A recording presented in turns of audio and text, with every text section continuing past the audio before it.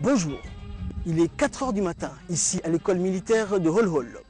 Il fait encore noir et nous allons assister au premier réveil de nos 12 amis qui dorment encore. Parce qu'ici le réveil est à 4 h du matin pour tout le monde et nos amis en font partie. Alors comment cela se passe? Il faut savoir d'abord que le réveil est brutal, vous allez le voir, sans ménagement. Une fois réveillés, ils disposent d'une dizaine de minutes pour enfiler leur tenue, faire leur lit et se rassembler. La question qui se pose est comment vont-ils réagir? C'est ce que nous allons voir.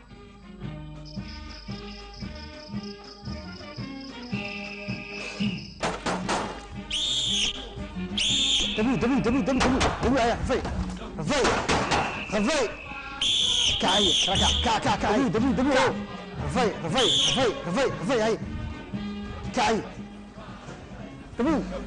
أصلاً وكاد لما له ركع تنين سبورتني كشراي بيصير تنين يا ورد فكرة كان كيس ما ستي كان كيس ما ستي أسبوع كيس ما ستي يا ده كشو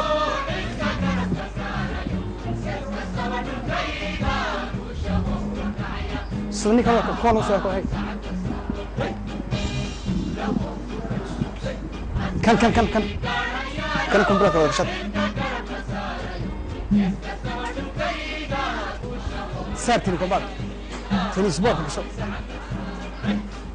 تاني اسبوع كرك كم اسبوع كا هيا دق أصلاً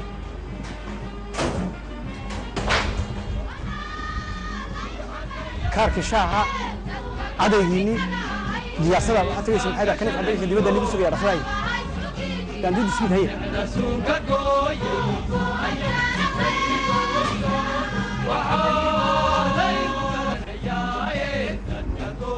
شورت تقول غادي نسنسن كان ما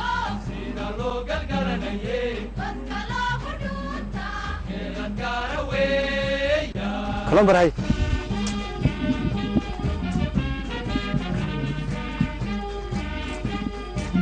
halkaa joogsaday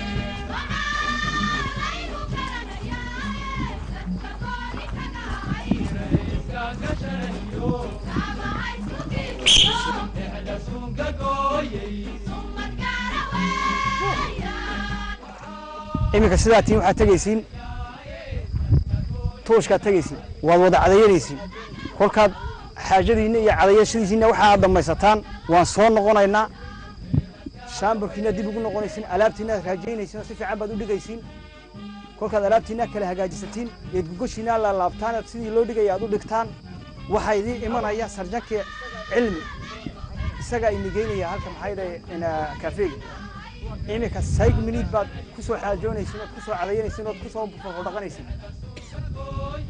بعد السايق مني هالكم بني نقصي واحد هجاجينيسين شامبردين وتقليسين الله أكبر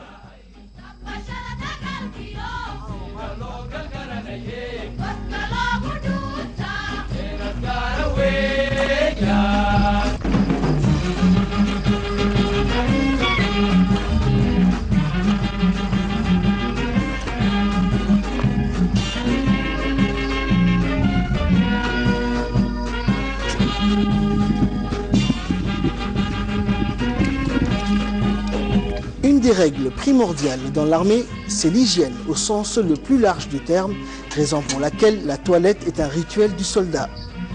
Ce rassemblement a pour objectif uniquement de leur rappeler que la toilette est obligatoire. Rasage, brossage et douche. À coup de clou! Plein de l'élastique. Ah!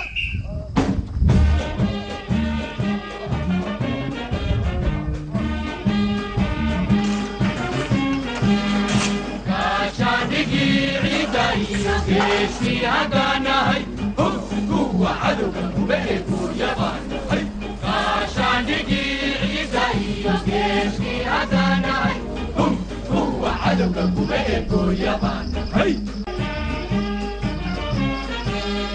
burhan kayareki ogo ayek neigo solo romanimo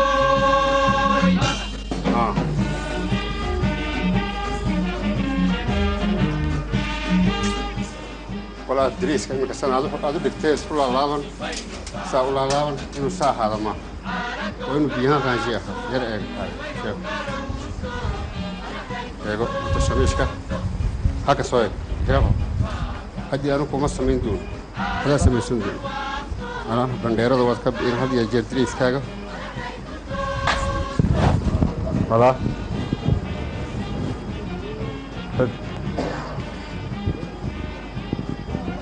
هلا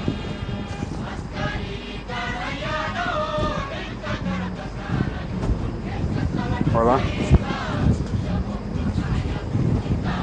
sama tiri ek regal yara ego wala so dambe sabado gajisan waka saba soran wala regal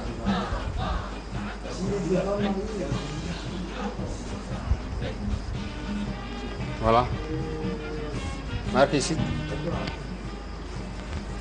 kani wala regal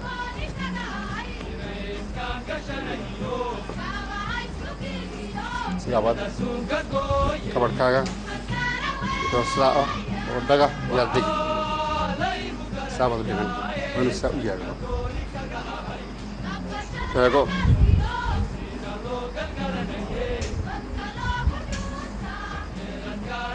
pada raktima wala hadi ajar isku tagaya ديكوتي واقع نظام خلينا نسكح السرارة الحج ولقى قعمها وفتسن وبهالكو بيان غاجية ما هي كبر كايت لقريدي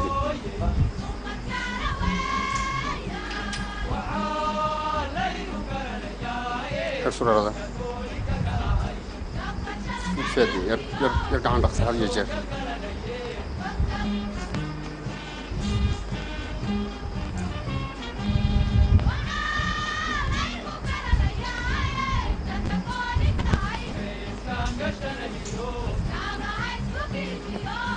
sidii oo kale sidii kii hore umba saaran wala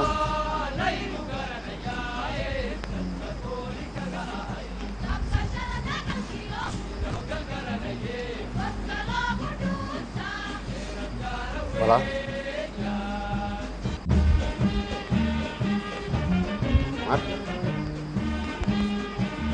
يا اخو هذاك ما صعدت وقع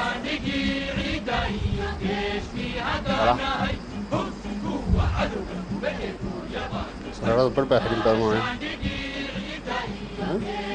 ولا هاي سرعة وقبصة الكريتيك ولا رشاد دني راح نكبر ولا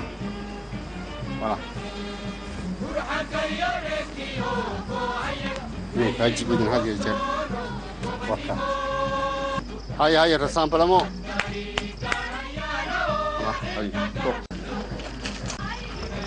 Et la journée débute déjà pour nos 12 pensionnaires par un premier footing.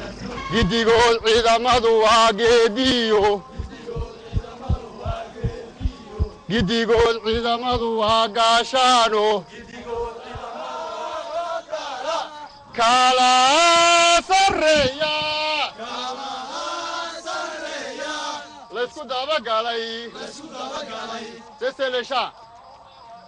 Attention pour ça.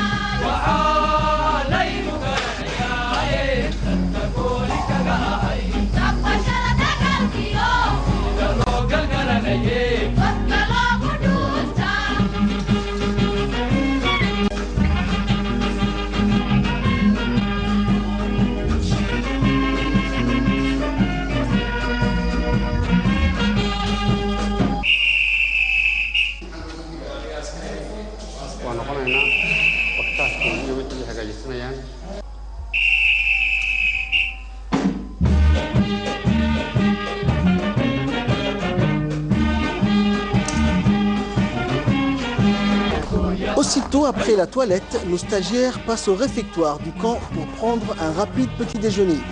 Et la journée a déjà commencé. Footing bien rythmé jusqu'à la sortie du camp.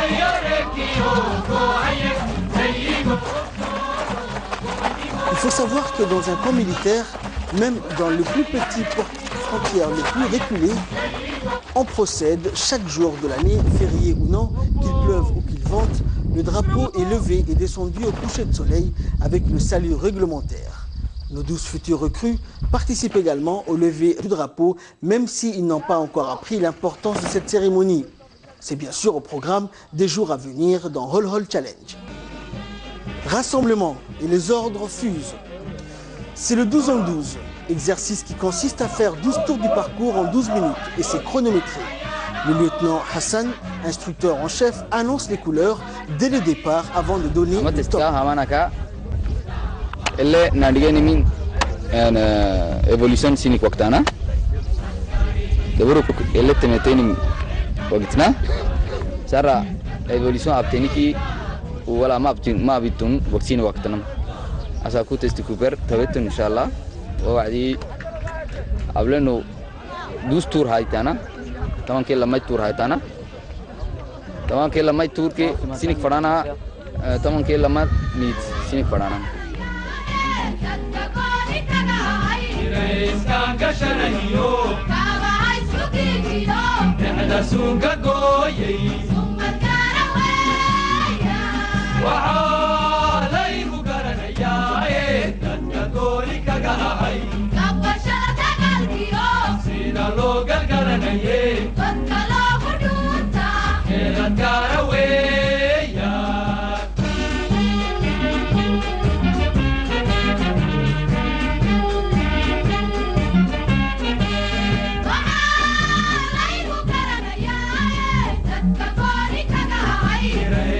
Kasharahiyo Kaba haisukiyo Nehda sunga goyei Summa karaweya Wa'alai mugaranaya Dadka goli kagahai Kaba shalata galgiyo Sila lo galgaranaye Dadka lo huduta Nehda karaweya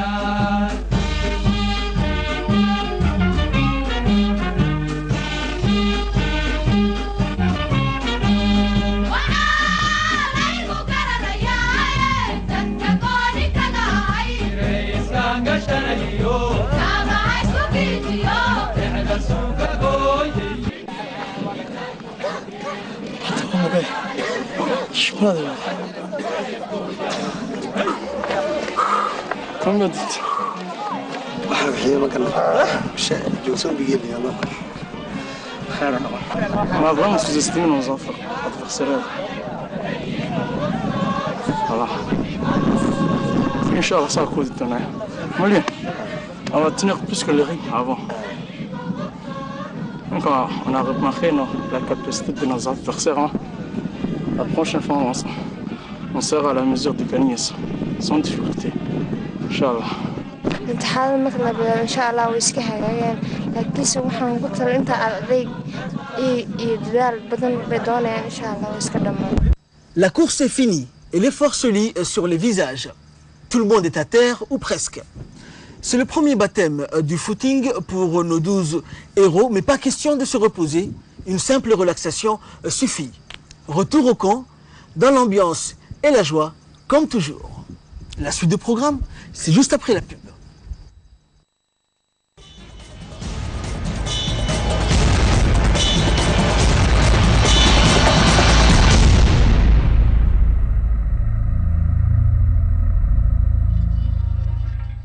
Merci de nous rejoindre. Vous suivez Hol Hol Challenge. Et sachez que durant la publicité que vous avez suivie, le groupe a eu le temps d'aller dans leur chambre, de se changer et par la suite a été mis à la disposition du caporal Moulid. Et c'est parti pour un nouvel exercice de 4 heures sous le soleil. C'est ce qui s'appelle dans le jargon militaire l'ordre serré. Je vous laisse découvrir. وقت ما كان قادي سين وقت واحد قاعد فيك 90 دقيقة وقت وين قاعدوا جيني كان أكيس إكساد وجوجا ما تقول له vous markii waa u soo jeeda inta qaadi repos vous repos garde-vous repos vous repos. Caporal Samatar. Qu'est-ce que l'ordre serré avec le caporal Samatar? Garde-vous iyo repos waxa weeyaan xariga horeyso oo markuu ninku ciidan uu soo qoro la soo qoro uu soo galo école militaire waa xariga horeyso la baro uu kaga gadsan yahay dadka shaqibka ee lagu garto qofka askariga inuu yahay askari waxa lagu garanayaa garde-vous iyo repos marka moolada laga soo loo soo xiro uu xiro soo galo shayga ugu horeeya la barayo waxa weeyaan garde-vous iyo repos garde-vous iyo repos waxa weeyaan garde-vous waa inuu isla dhaqaajin imika waxaan ku jiraa waa garde-vous repos waa sida waxa ka dhinta waa relax qofkii maanta oo garde-vous ku jiray uu istiriijinay imika relax buu helaya waxa ka dhigata relaxkaasi waa inuu nasto wixii ka xumaa iyo direeskii haduu direesku ka dhacsana haduu soo ka dhacsana sidoo hagaajiso weeyaan yaa looga jeedaa repos chefku wuxuu ku oran karayaa garde-vous ku oran karayaa waa inaad saas ku tiriijisi haduu chef doono haduu kugu eegaya inaad bal amarkiisi qaadan iyo amarkiisi diidi oo iska socon karaa chefku garde-vous waa iska jidda haduu maskuunayana waa inaad saas joogti inaad dhaqdhaqaaqima dharka eegtimaha waa inaad garde-vous ku jirti gacmaha saa u tiriijisi qortaas soo saarti chefka soo saarti saas ku tiriiso naqaska waliba isku dhijisi wuxuu doono aado chefku ilaa ku oranayo repos aduu karaayo waa sida repos oo marka chefka amarkii waad fulisay oo ka furaysana amarkii ku hore askari marka soo gala ciidanka waa order serré waxa horeeya premier ku waa garde-vous iyo repos qofka haduu garanaynin askari ma aha markuu école militaire soo galana waxa lagu horeeya waa poule azad waxa ku xiga casharka ugu horeeya oo bilaabana waa garde-vous iyo repos masan garde-vous machine Allahu akbar machine Allahu akbar c'est parti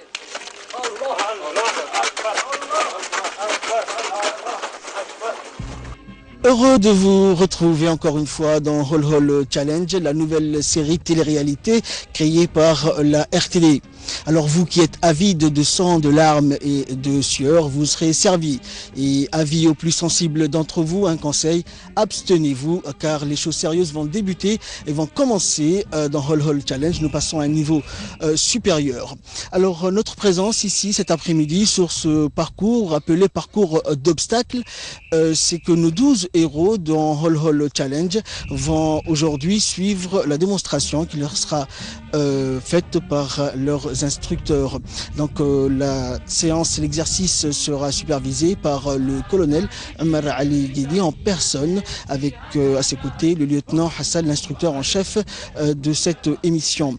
Donc la question qui se pose, c'est vont-ils aller jusqu'au bout? Auront-ils le courage d'entamer cet exercice dans le meilleur de leur forme? C'est ce que nous allons découvrir dans quelques instants. Mais avant cela, à mes côtés se trouve à présent le lieutenant Hassan, l'instructeur en chef de cette émission, de nos 12 héros. Donc nous allons lui demander qu'est-ce que le parcours d'obstacles et quels sont les obstacles les plus difficiles et comment vont s'en sortir et s'il y a eu déjà des blessés dans ce genre d'exercice. Parcours wuxuu ka kooban yahay 20 obstacle buu ka kooban yahay marka 20 ka obstacle midba mid bay ka sii adag tahay markaana waxa u baahan tahay waxa lagu talagalay obstacle kan say hodishitoogu u aadkaadaan marka leeyihiin dad may ku blessé noqdeen way ku noqdeen blessé dadka blessé waxay ku noqdeen waa dad qui n'ont pas fait attention aux règles de sécurité comment franchir un obstacle sida weyn daradeed laakiin hadda la règle de sécurité hadda respecté ici il y aura pas de problème obstacle ka waxa mari doono tusi demo tusi doono waa Caporal Samatar macneestana waxa u dhibnay cige Caporal cige yaa macneen doonana shakka obstacle magaciisa sheegi doona u macneen doonana yalkan challenge ka sameynaya hol hol haduu ilaahay yiraahana waan isku day doonaa inay maraan parce que la première fois c'est difficile pour la première fois markuu stagiaire ku maray. Voilà, nous allons voir le premier obstacle, l'échelle de corde. Elle mesure 6 mètres Elle sera franchie par les caporales Samatar.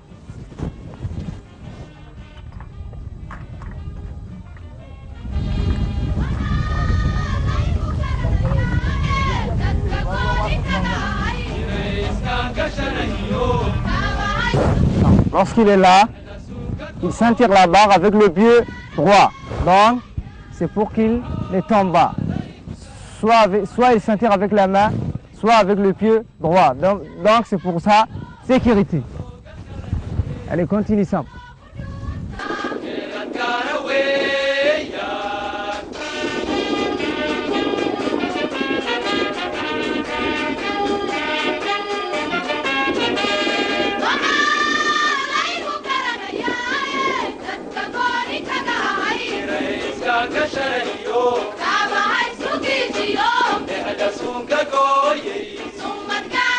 Bon là, on est en face du deuxième obstacle, le poutre jumelé. Il nous sera démontré par les caporales Samatar. Obstacle numéro 3, réseau à enjambé. Il nous sera démontré par les caporales Sam.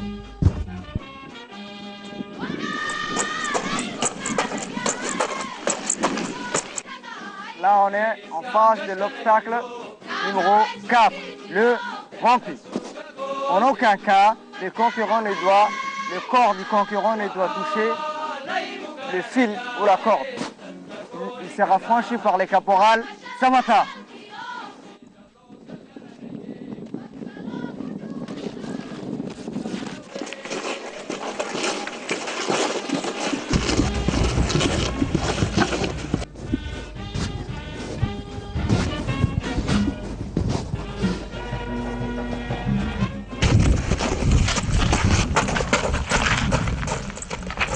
Là, l'obstacle numéro 5, le guet. L'instructeur doit toujours conserver l'équilibre de son corps.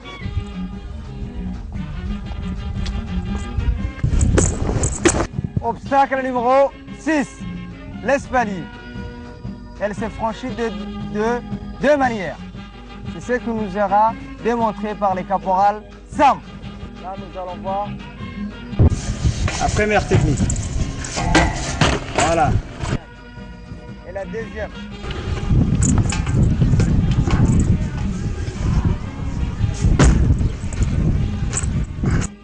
Là, on est en face du 7e obstacle, le poutre d'équilibre. Comme le PO est une épreuve chronométrée, il suffit de franchir rapidement.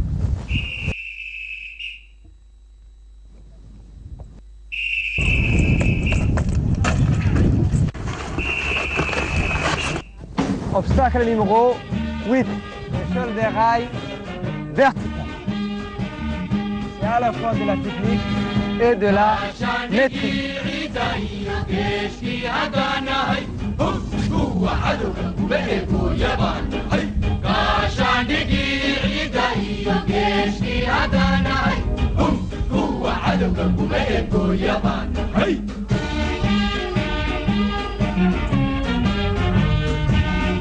Voilà, lorsqu'il est en haut, il s'attire la barre comme tout à l'heure pour l'échelle de corde. Avant tout, c'est la sécurité du franchisseur qui compte. Allez, continue ça.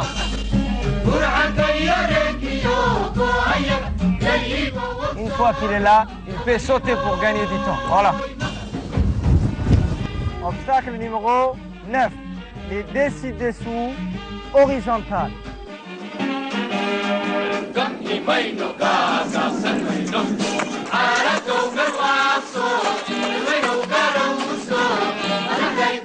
Obstacle numéro 10, la table irlandaise.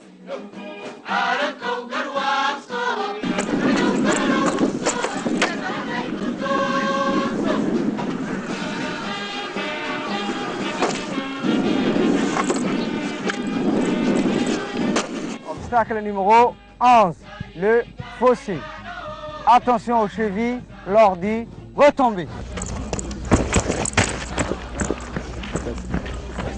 Obstacle numéro 12, poutre horizontale.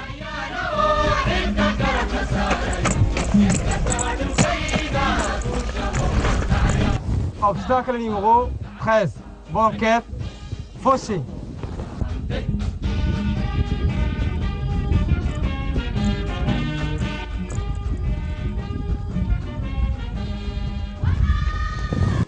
Petit mur, une banquette, fossé, banquette, il va franchir à la fois.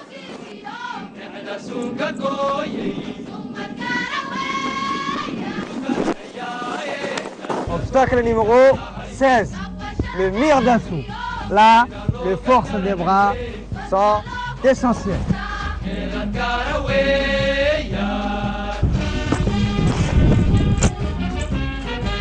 Obstacle numéro 17, le fosse. On emmène les punis ici. S'ils ne franchissent pas, ils passent la nuit là.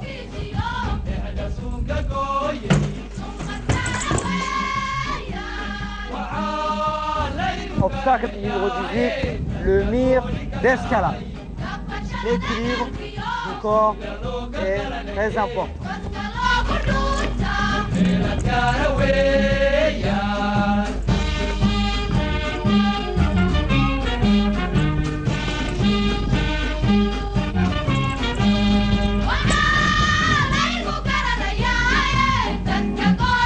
Obstacle numéro 19, la chicane.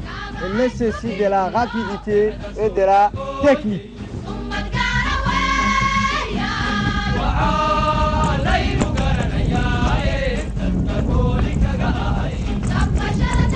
Vingtième et dernier obstacle, le fosse anti-char.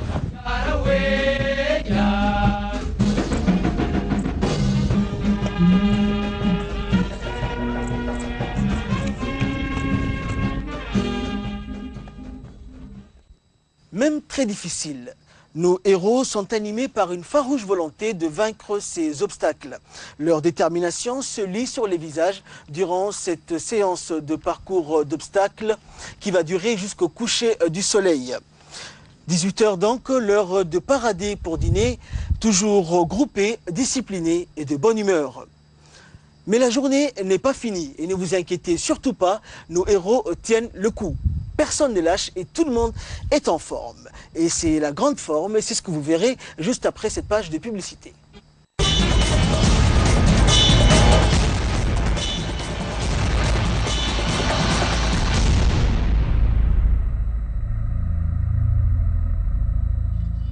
Vous suivez Hol Hol Challenge. Nos amis sont arrivés hier et aujourd'hui au deuxième jour de Hol Hol Challenge. Ils vont suivre dans quelques instants dans la cour derrière le cours sur les chants patriotiques nationaux, notamment l'hymne national. Donc ce cours leur sera dispensé par le caporal Burhan. L'hymne national leur sera enseigné dans la langue afar et dans la langue somalie.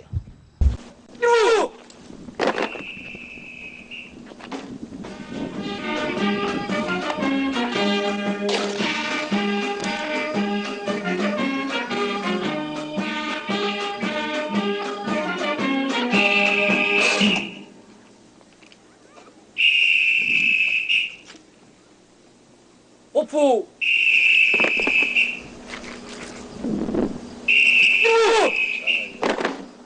Repos.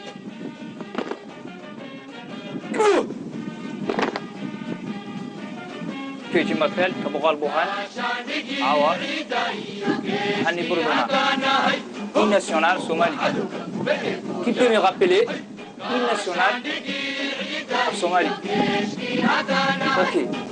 1, 2, 3, allez. 1, 2, 3.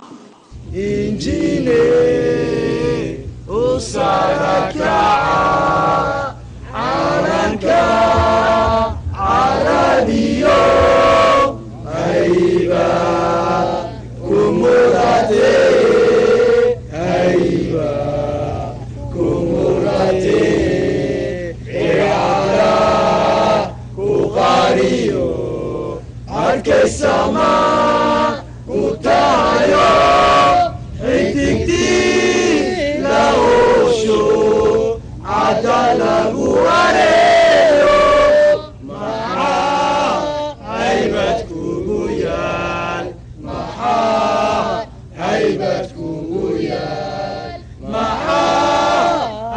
haybad kugu yaal maxaa haybad kugu yaal. Ok, c'est pas encore clair. Il faut être plus mieux que ça. Oublie, quand tu dors, quand tu تقول هاي سيد دافو مسروقات. C'est bien clair? Oui, c'est bon. C'est bien clair, Abdo? Oui, caporal. Abdo, sors du rang. Position de pas en position. 1, 2, 3, 4, 5, 6, 7, 8, 9, 10, debout. Qu'est-ce qu'on dit? Exercice physique terminé, prêt à commencer avec sourire. Avançons, caporal. 10 points. 2, 3, 4, debout. Qu'est-ce qu'on fait? Exercice physique terminé, prêt à commencer avec sourire. Avançons, caporal. Dans le rang. C'est bien clair? C'est bien, Abdo? Merci, caporal.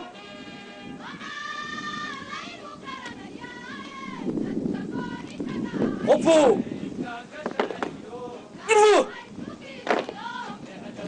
Ok. Aoui, une nationale à Fafari. Afar Fata, signe Heyu. Premièrement, Gada anu signe Heyu. Ici, un casseton. Deuxièmement, anu signe Bé Kouyo. Ici, il a Katakoleton. Troisièmement, il t'a l'eau Kabeno. Quatrièmement, ici, n'a pas tourné anu signe un casseyo. Ok, premièrement, on a les cadres, ici. Deuxièmement, on a les cadres, il doit garder ici. Troisièmement, ensemble on cadre. Quatrièmement, on a garder ici, on a les ici. Repos. Niveau. Solis nous, inki sola. Simbili kahta kahning gihle bakarat kasubune bakarat kasubune burhikat arasidu haygubikat Andalusa hutubti حرتي حيدو عيدي واقري سلالو فايلا هيمتكيكمو فايلا هيبتكيكمو فايلا هيبتكيكمو فايلا هيبتكيكمو Repos. Il vous. Il me cueille d'abord ici. Dogisnu. Dogisnu. Inkisola. Inkisola. Simbili. Simbili. Kahningihle. Kahningihle. Bakarat. Bakarat. Kasubune. Kasubune. Bakara, Bakara, Kasubune, Kasubune, Ulhikat, Ulhikat, Arasidu, Arasidu, Haygubikat, Haygubikat, Andalusa, Andalusa, Utukti, Utukti, Harte Haidu, Harte Haidu. Silalo, Idi Silalo, Faila, Faila, Haibatikumu, Haibatikumu, Faila, Faila, Haibatikumu, Haibatikumu, Faila, Faila, Haibatikumu, Haibatikumu.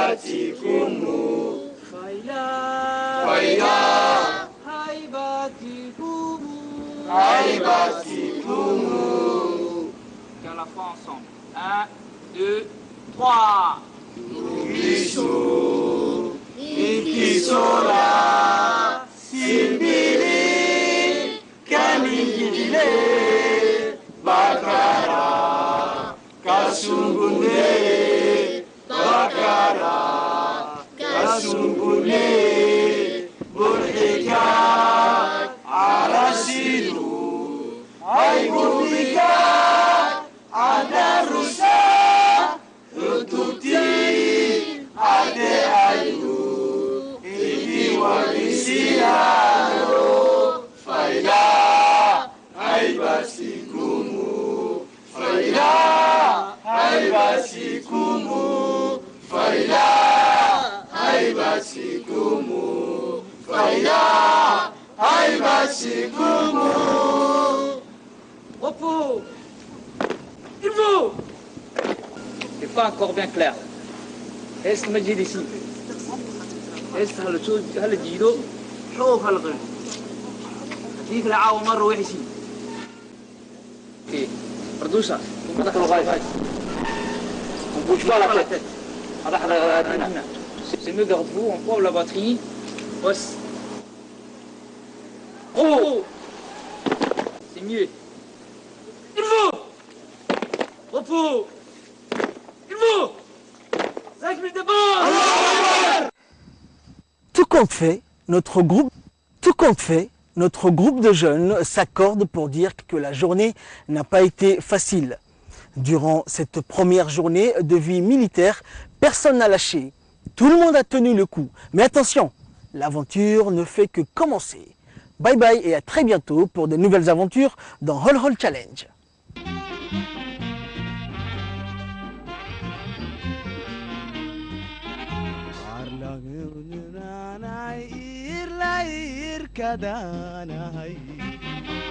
adiga hadantaanahay